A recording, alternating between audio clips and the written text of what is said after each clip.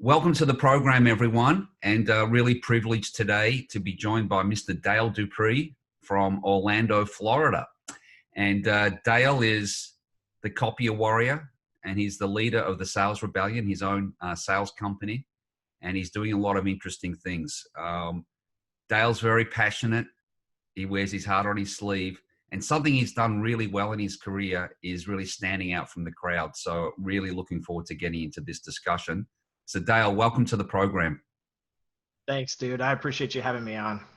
Great to have you, man, and really looking forward to this discussion. And, I think the audience is going to get a lot out of your story. And so that's sort of where I'd like to start. I've read your story. It's on your website, and you've got a lot of great material there. And you call yourself the Copier Warrior, and you did really well. I'd say in a market that's probably pretty static in some ways and very competitive, a market that's very hard to stand out in, right? So one copier looks like the next copier looks like the next copier. Right. So can you take us back to that story and how you started to Sure. to go Yeah, about it? it's funny how you were talking about the look of the copier, because there was like this trend in the industry at one point when everybody was trying to make them look different. And Oh, okay. it Like was almost like red or people were just black. like, yeah. I mean, straight up, like, so the Konica Minolta line was called the Biz Hub. And then what they did is they called it the Tuxedo line. And so it was black with a white stripe that ran, it's kind of like an info line where it had LED lighting in it to show you that it was jamming or indicating essentially Okay. like where the problem was on the machine. But that's just coming from a nerd. You as a consumer that would look at that thing would just say, like, there's another copier. You probably didn't even notice that there was a white line running up and down it, right? So Yeah, absolutely. Yeah, there's because this. the copier industry just got really competitive, and like It did. Xerox had that great run where they were like miles ahead of everyone else, and then the Japanese Right. came in, and it just commoditized the whole space. That must have It been is a about the time you were race. getting into it. It was 2008 when I went Okay. full time with my father. So it was an interesting time because the economy was crashing, and there was already Sure. kind of this race to the bottom happening inside of the industry. And now, I mean, more than ever, it's extremely prevalent. There's no bid that happens that you don't have to be extremely competitive on price in most cases, right? Yeah. Yeah. For Nowhere to hide. Yeah. yeah, and so I'm out of the industry, right? And I just recently talked to a friend of mine who's buying machines, and he was asking me, just literally asking me, should I go with this person who has a higher price, but I feel like I can trust them, or should I take this cheap deal? Mm. And to me, it was interesting, right? Because even the thought of saying, should I just take this cheap deal or go with somebody that's trustworthy? The thought that actually happens within our internal ecosystem when we think about business and transactions Right. is a little wild to me in general. But Yeah. because it's such a race to the bottom, that it's a massive difference between this guy who I trust price and this person who has no idea who I am and is just trying to literally win my business from the perspective of one more unit in the field. Nothing else. They don't care about what we do. They don't care about whether or not our business even succeeds. They just want to make sure that they get one more unit out into the field. And so the copier industry is, and I'm sure there's people out there that would like to correct me on this, and I'm always down to debate, but the copier industry has always been extremely cutthroat, whether Yeah. it was pricing or it was differentiating your company or differentiating your product. It's always been very cutthroat. It has a very bad reputation, Yeah. especially in my local marketplace, but it has a reputation all over the world.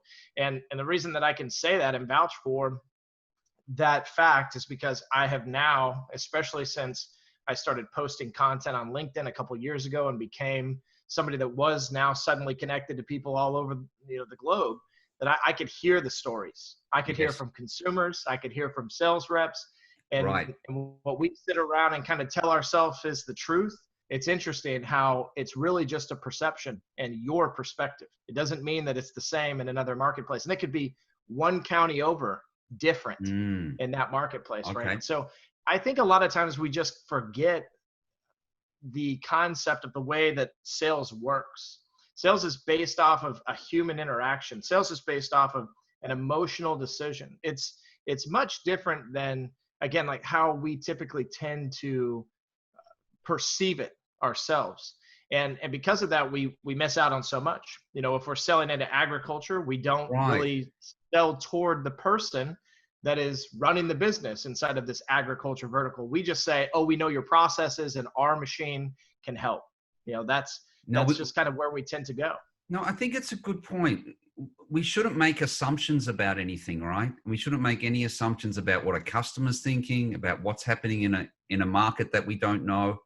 Right. And I find as I go into companies and I talk to salespeople, and you go in, or might get a story at the sales leader level or the marketing manager level. They'll tell you about the market, but when you actually get into sales level, it's much more messy.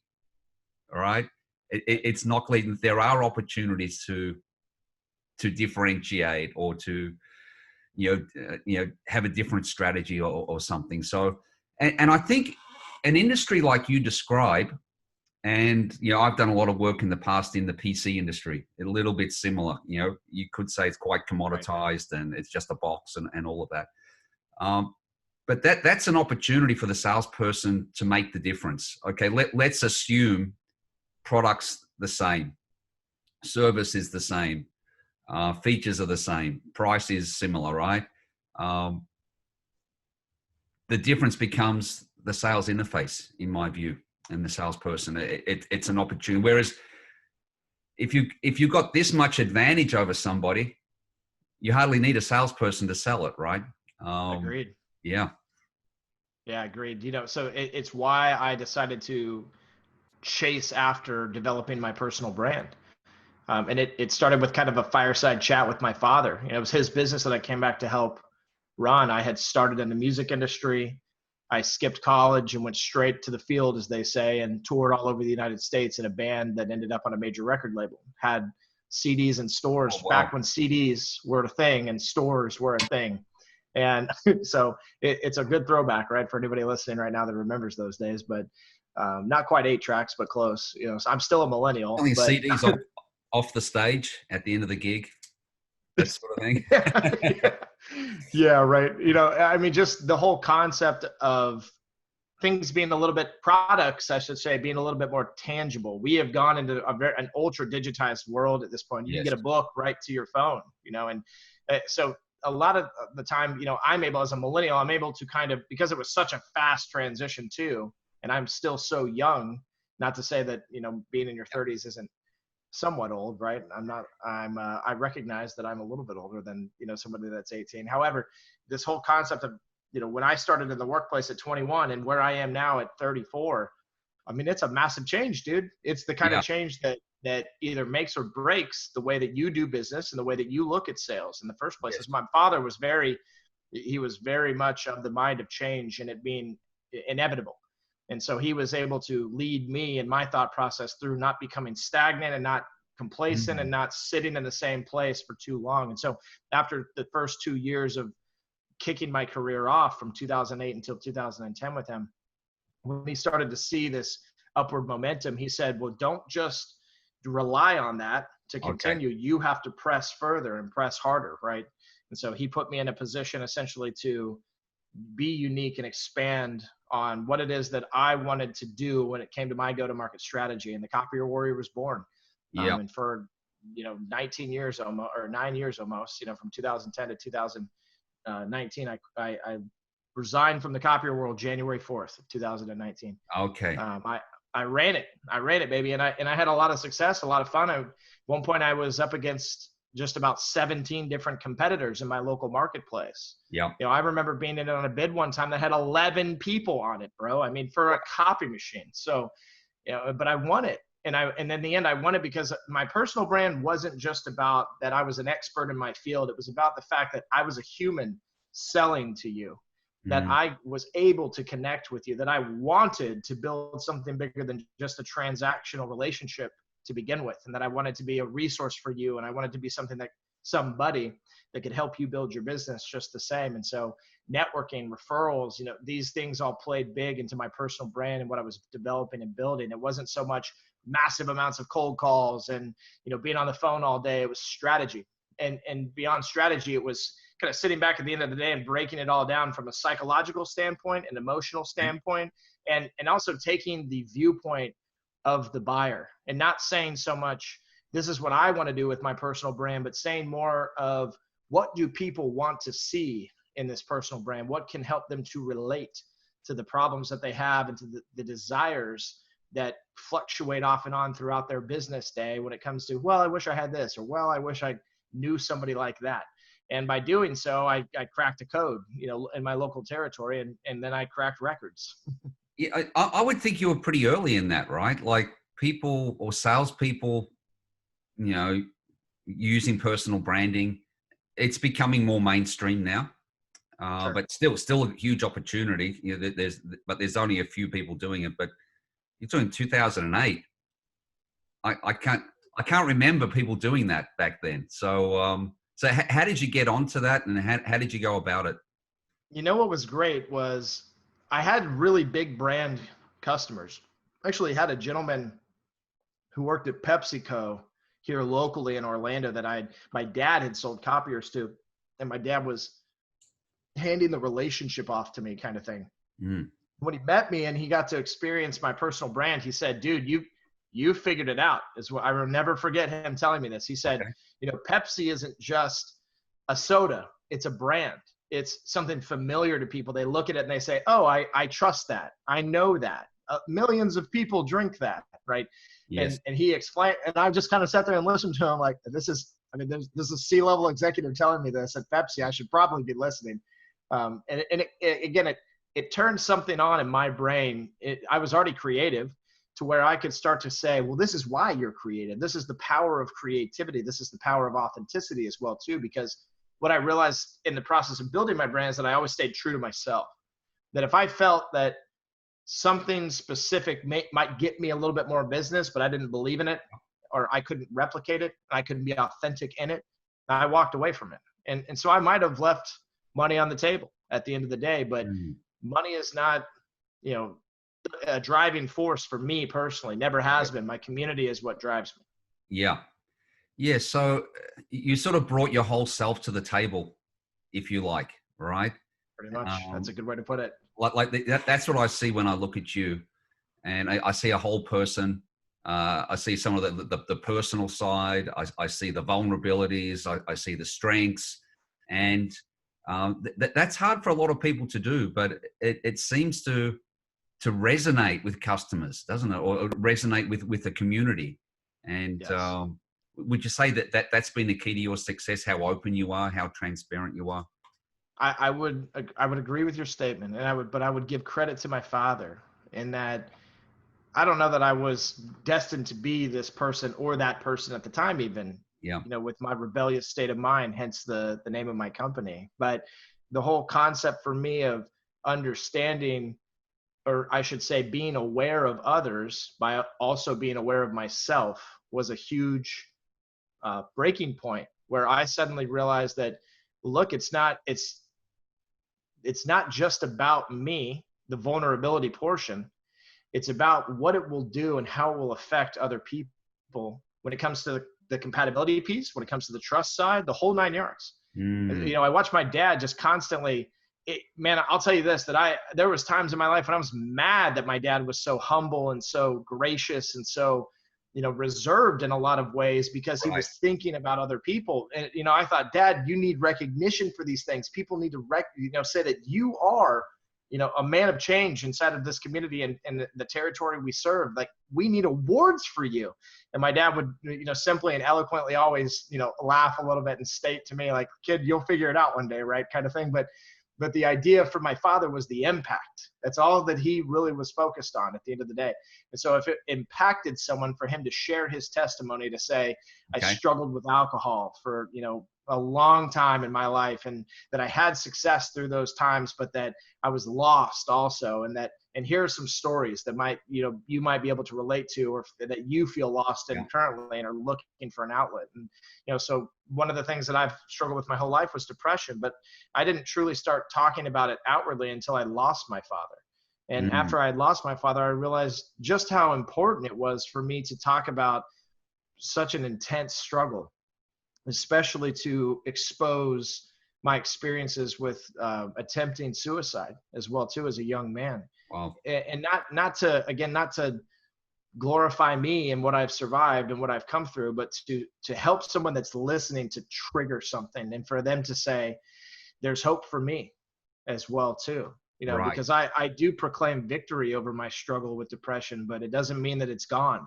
And I feel that there's a lot of people out there that have the same desire, right? That to be in a place that I am now, or that are in my position, but they say that they start to lie to themselves a little bit. And let's just be real, that Yeah. somehow that it's gone completely.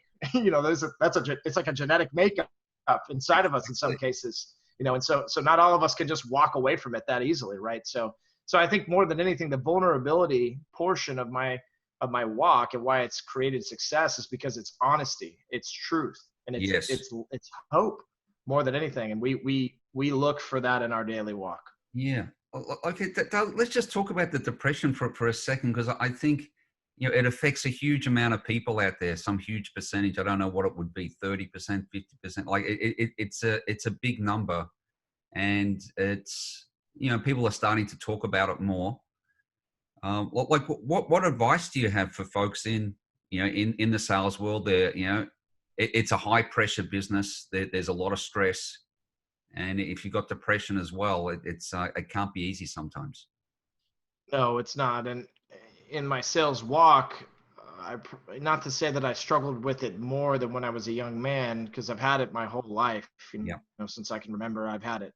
But it's not that I struggled more, but man, it flares right up when you are in situations where daily the transaction between you and another human being is rejection, and it's Mm. a very emotional rejection as well too. There's this toxicity, especially in males, that they're supposed to be this thing that can take it on the chin and are tough enough to handle it. But Yeah. to me, it's garbage, absolute garbage. People that feel and think and act that way. And mostly because of my experiences, which we can't really get into because we'll spend an hour talking about it, right? But again, I watched my father, a man that was the toughest dude I ever met, never be afraid to shed a tear in front of you, to open up emotionally with you, to admit defeats and faults and failures with you, because he also was proclaiming victory by doing those things. So I think we do the opposite effect, when it Yes. comes to society, when we try to overcome something by saying, again, that I am this thing that can beat all these issues, and hear Right. me roar, let me pound on my chest, and let me stomp on your head to get to the top, in the process. Yeah. And to me, it's more of a community concept. And because this is the thing, though, is that depression isn't something that we all struggle with as a group. My depression is different than someone Yeah. else's. Sure. I know other people and communicate with other people as well too. Some of my students even that struggle with depression, and it's more of an accountability thing than anything than it is an AA meeting, right? Where what you're doing in these times of understanding that somebody does struggle with it is to listen. Anybody out there that's hearing this, understand that you can't tell me that it'll be better, and that Right. just hold on, and come and talk to me anytime you're feeling like it. Look, that stuff doesn't work. That's a bunch of juju. It's not reality. What reality is that typically when people are going through a breakdown is that they just need an ear, and they don't need an ear that has a mouth. They need an ear that just has a hug at the end and just listens, Mm. and just it doesn't try to say I understand either, because it's this whirlwind of unrest, and peace has completely left Yeah. any part of your existence in those moments, right? And so I think that when it comes down to it, there are a lot of things that we could, I just covered 3 or 4 right Yeah. just now, but I think there's dozens of topics that we could touch on, and that I could speak on to help people to understand, how they can walk a different path inside of their struggle. But what I will say is this, is that one of the biggest reasons we started the Sales Rebellion to begin with was to tell reps that, look, I know because I've been there, that in sales that you are alone, but not anymore. because we have a community that we're building, that the Sales Mhm. Rebellion is a movement more than it is a training organization. Yes. Come and bring us your broken and your weary. We are here for you. The idea of that a successful salesperson already exists inside of you. Yep. All you have to do is decide to rebel alongside of us. Mm. Wow. Well, I really appreciate that sharing, Dale. And you're right. There's a lot of socialization, maybe with, say older generations for sure, about not talking about these things and all. But I've never seen anyone get a bad reaction from being open. I've only seen the Right. opposite. All Mm. right. People understand, actually. Oh, I won't say they understand, but they, because that's the wrong thing to say, like you said. But people accept it. People don't think Right. anything less of you. Um, Right. they say, well, they actually think positively. Okay, this person's open because that they can relate in some way, right? So Right. um, I think that's you're a great example of someone who's you know uh, very open and like I say, you wear your heart on your sleeve and tell us about the Sales Rebellion then. So you just touched on that. What's the philosophy behind that?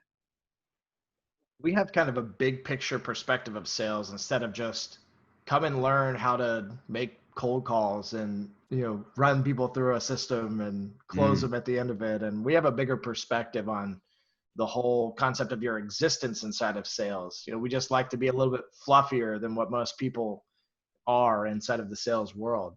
And I mean that with all due respect to our process as well too. We're not ashamed of the fact that people think we're a little too emotional and that we touch too much on mindsets and attitudes and empathy as things that salespeople should be walking behind, you know, mm, and believing that that is at the forefront of their sales walk yeah. instead of numbers and KPIs and how can I get through this list fast enough. On that same list are the names of people that Mm, enjoy the community just the same as you, people that eat at the local restaurant, maybe a different day, maybe a different time, but take their family just like you do yours. People yes. that believe in something bigger than just I want to go to work from 8 to 5 and then come home and check out and Netflix and chill with my wife and pretend like nothing else happened today. Mm, People that really have a vision for prosperity inside a community and culture that drives more people centric interactions with one another.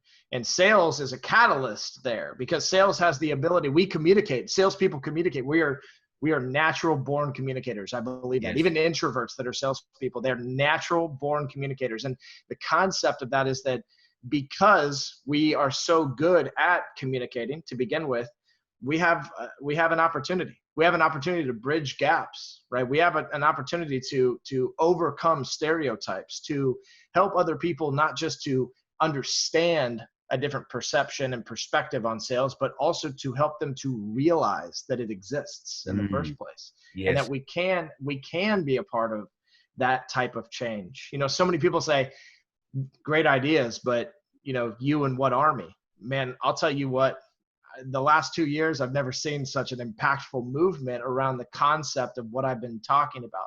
And again, I give all the credit of what I talk about to my father and his legacy and the men that molded him as well, too, like my grandfather, his mentors. Mm, Buck Jacobs is a great person to name as well, too. He runs a big organization. It was one of the catalysts behind my father's success when it came to community. And so again, like the concept though of being able to go out and start to speak these things, once you have, then you realize the power. Because the last 2 years, I've been posting on LinkedIn daily, except for the weekends. And it caused me to get up and quit my job at the beginning of this year because I see the movement. I feel the movement. I believe in the movement. mm, And it's not just this. It's not just what you're seeing here. It's not just our communication today.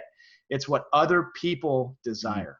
Yes. Yeah. No, and I've seen your following. I wouldn't say you come out of nowhere, but you've hit with a big bang in the last year. And it's pretty incredible. And I think you're really tapping into something. Is it the next frontier of sales? And it's something we all need to get our heads around probably. Because, sales traditionally been like very numbers driven and process driven and structure and all of this, right? So, okay, everyone's Yeah. got that. Um, Right. what about the human side? And we're starting to see Yeah. it emerge a lot more on sales psychology. I spoke to Larry Levine recently, Selling from the Heart, Awesome. right? Just fantastic stuff. So I think there's a few of you out there really tapping into something that's really powerful. Probably more makes the career more sustainable. People can be more successful and enjoy it at the same time. So I think you're tapping into something there. Cheers. I love Larry, by the way. You know what? One of the things that came to mind when you were talking was a lot of times when we're learning something like wealth management, for example, a coach will tell you, or a mentor or a professional will tell you, an expert, I should say, will tell you, listen, it's about what your wealth can do for you when you're gone, right? Your boat doesn't show up to your funeral, right? Okay. It's one of the things that we hear constantly, right? Like Cool. your house isn't going to be behind your gravestone, right? Like, and if it is, it's rotting and falling apart. Cool. Right. But so I in the same vein have had a talk track of your KPIs don't show up to your funeral either. Yeah, Your quotas don't either. Your big sales vacation that you won in 2013, it's gone, and it doesn't show back up again. So Especially when you're gone. like that, Dale, don't we? Truly. We say we believe, we can't take it with us, but we act like we can.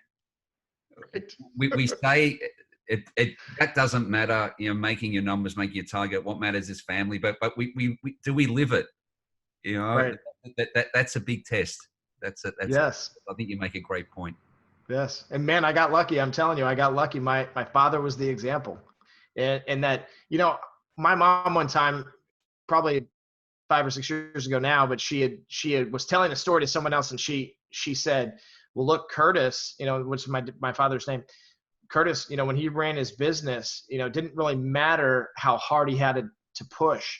He would be home every day between 5:30 and 6 because he was present in his kids' lives. Wow. Which changed us. It made, we knew that he would walk in that door. And I point because I actually bought his house when he passed away to keep it in the family and make sure that we could live his legacy generations from now. And what was impactful about that was that we got to watch it happen. Because that's one thing to tell somebody, hey, you should do this because it's the right thing. It's another thing to never even speak it, but just to be the example every day of your life. And when she told that story, I remember sitting there thinking like, wow, that's like in the back of my mind, that's always been something that existed, but never something that my father has said himself. Right. Because of his humility. Don't listen to what you tell them anyway. But yeah, that too. but they take very close notice, and they're very influenced by what you do. What example are you? Right. Are you someone that tries to be the best they can be?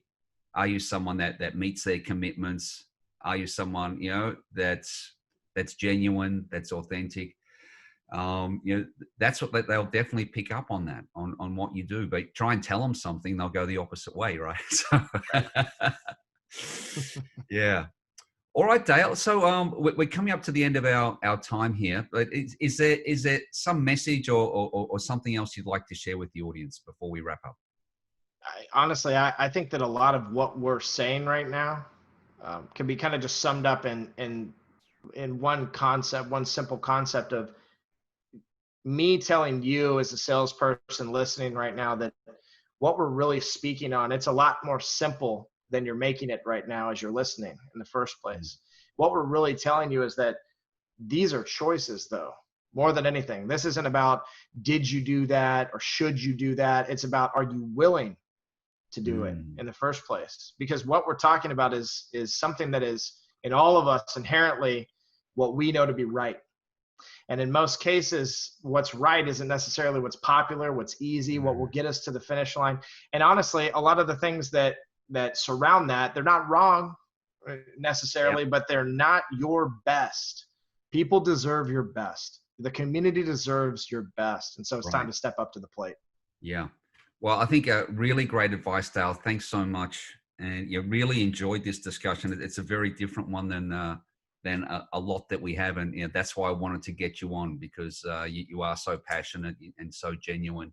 And I'd encourage everyone to check out the Sales Rebellion. All of Dale's content's there, and there's a lot of good stuff on there. So thanks for coming on, Dale. Really appreciate it. Cheers, my friend. Appreciate you. Okay. And I will get you back soon, because I really want to talk about your sales process as well. So I look forward to that. And so thanks, everyone, for tuning in. I'm sure you got a lot out of that from the discussion with Dale, and look forward to engaging with you more. And bye for now.